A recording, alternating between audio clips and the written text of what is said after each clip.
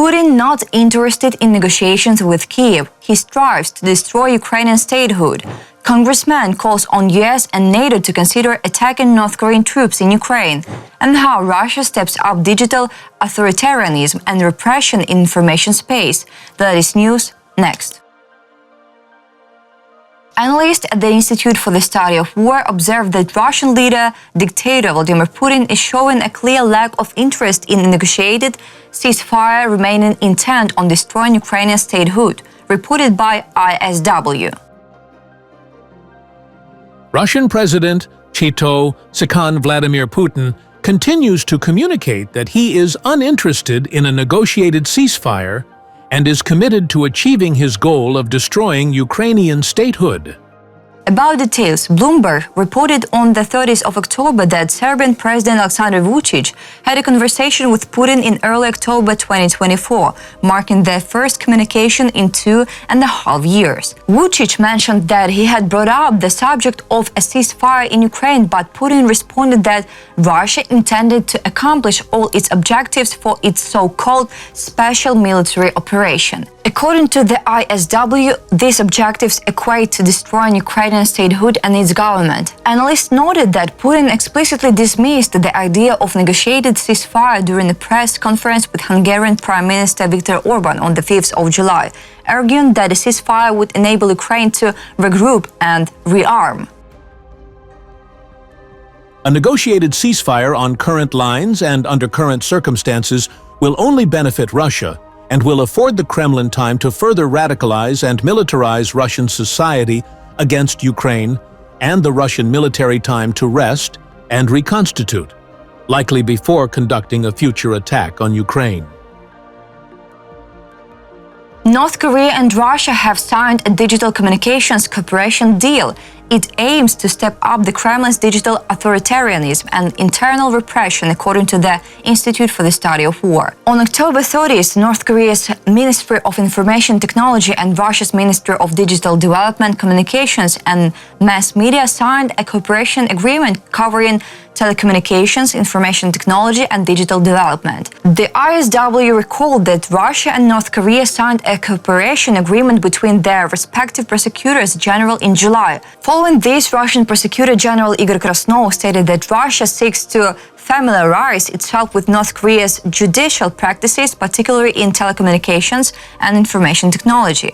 The ISW previously assessed that this agreement between the two prosecutors' offices likely aligns with the Kremlin's efforts to expand its domestic control methods, bolstering control over Russia's information space through messaging platforms and virtual private network (VPN) services. House Intelligence Committee Chair Mike Turner believes that the United States and NATO allies should be prepared to attack directly North Korean troops if they become involved in combat operations in Ukraine on Russia's side, reported by European Pravda with reference to Voice of America. About details, Turner also believes Ukraine should respond to Russian attacks with strike using weapons provided by allies on targets deep within Russian territory. He emphasized that the involvement of North Korean forces in the war against Ukraine should be a red line for the US and NATO, and allies should not rule out attacks on North Korean troops if they fight in Ukraine. I think the United States and NATO allies should seriously discuss and consider attacking directly North Korean troops that are in Ukraine and that are attacking Ukraine. North Korean troops do not belong in Europe attacking another European nation. I think it is in NATO's interest, and certainly the United States' interest as a member of NATO, that Asian North Korean communist troops should not be marching into a European country and attacking it. Turner stressed that a decision to attack North Korean troops does not necessarily need to be made by stating that a valid discussion should be had. Turner pointed out, "I think they should have the discussion that North Korean troops should not be free from not being valid military targets by both NATO and the United States."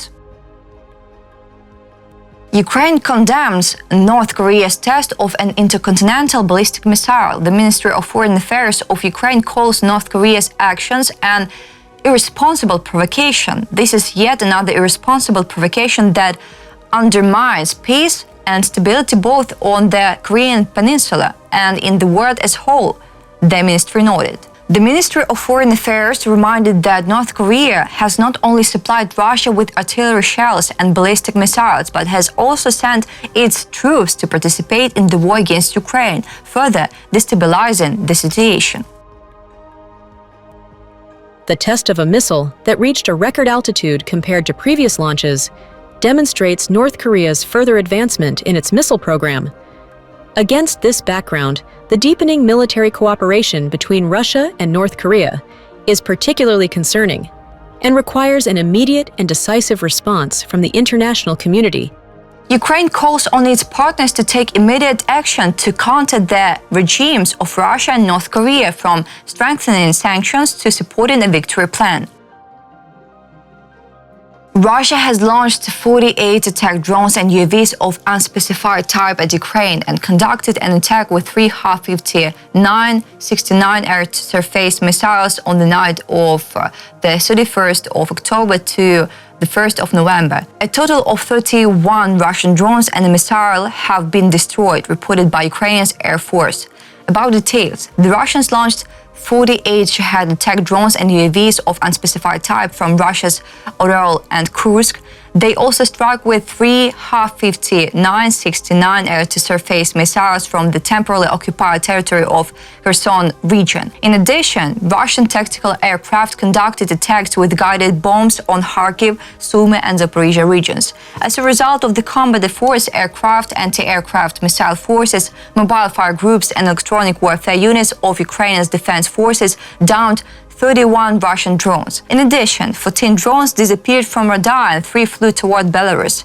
The Ukrainian air defense also managed to shoot down 1 Ha-59 air-to-surface missile, and the other 2 did not reach their targets due to active countermeasures. Air defense systems were responding in Kirovohrad, Kyiv, Cherkasy, Vinnytsia, Zhytomyr, Khmelnytskyi, Sumy, Chernihiv, Odessa and Poltava regions.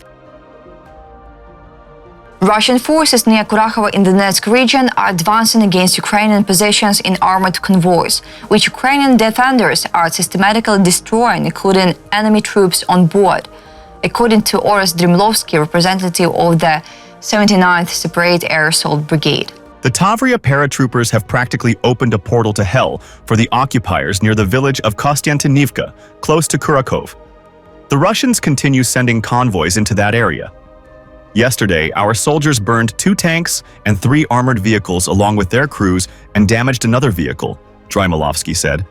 According to him, this is not the first large-scale mechanized assault attempt this week, but rather the 3rd or 4th time that Russian forces have deployed such extensive equipment. On Monday, the Russians suffered heavy losses, losing 12 armored vehicles, including a modernized BMP-T Terminator. Our forces had long targeted this vehicle and finally managed to hit, immobilize, and destroy it on the battlefield. He added that the situation near Kurakhove remains tense, with Russian forces testing Ukrainian defenses daily and launching attacks in an effort to encircle the town further. That's all for today. Thanks for watching this video. Like and subscribe.